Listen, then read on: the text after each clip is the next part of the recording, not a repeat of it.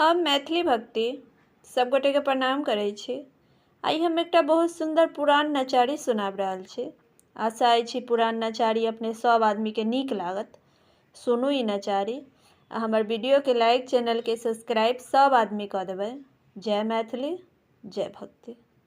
बाबा ने चलियो हमरो अपन नगरी, बाबा ने चलियो हमरो अपन नगरी, अपन नगरी यो अपन नगरी, अपन नगरी यो अपन नगरी। बाबा ने चलियो हमरो अपन नगरी, बाबा ने चलियो हमरो अपन नगरी।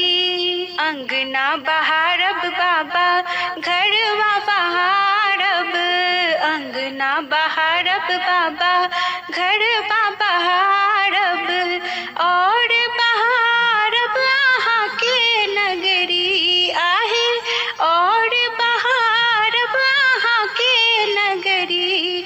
बाबा ने चलियो हमरो अपन नगरी, बाबा ने चलियो हमरो अपन नगरी। आहाँ के नगर बाबा गंगा नहायब, आहाँ के नगर बाबा गंगा नहायब, जल भरिया नब भर गगरी आहे, जल भरिया नब भर गगरी।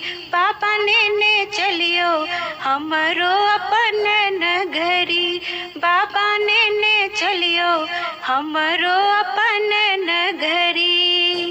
कार्तिक गणपति गोद खिलायब, कार्तिक गणपति गोद खिलायब, पीसब भांग रगड़ी रगड़ी आहे, पीसब भांग रगड़ी रगड़ी।